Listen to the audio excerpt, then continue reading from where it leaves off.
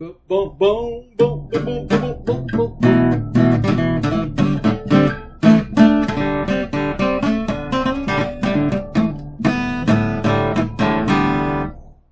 That's some sloppy guitar playing right there.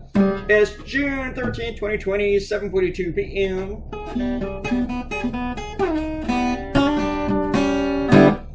This is episode 924. I had about 10 ideas on my table before me, and one of them was really liked by one of my proofreaders, Hillary. And I thought maybe I should do that one. But then this idea hit me last night, around like 7 or 8 or whatever, and I thought, oh, I just like it too much. It's real simple, and I thought it gets the point across, and I thought it would go over really well, at least online. Maybe my newspapers would be like, no! But I did send it to every newspaper in Oklahoma today. So if you hear a big no coming out of Oklahoma today, that's because of this. But I like this, and I sent it to my friend Alex to look at and see what she thought, and she dug it. So I thought, I gotta do this, and it wouldn't take too long, right? Video still turned out to be 4 minutes, but I dug it. Donald Trump's rally in Tulsa was totally picked to be on Juneteenth, the day that the last slaves in the nation learned that they were free. 2 years after they were freed, which was like in Texas, where they last informed. And of course, he's doing Tulsa, which was the site of the worst black massacre in this country.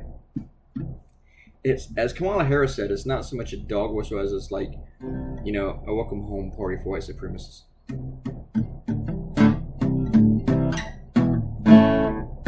So, do some shout outs while I still have time. Robert Gacino said, I like this one a lot, about the last one with the birds. That was another one that I stared at, and it's like, should I do this one? But I know people are going to like it, and most of my clients have already run it, so I think they did. Bruce writes, Confederate bases, I can see them pretending that the Confederate generals were okay. After all, if they had military service for the real country before the war and filed for a pardon after their treason, that doesn't make any sense, Bruce.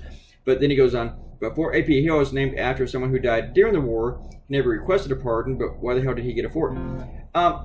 Here's the thing with that argument there, Bruce. You're saying that maybe they're okay after the war if they requested a pardon or whatever, or filed for a pardon.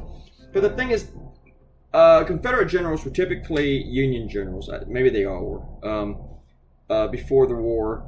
And you have to remember, Benedict Arnold was also a Union officer before he became a traitor. They're still traitors.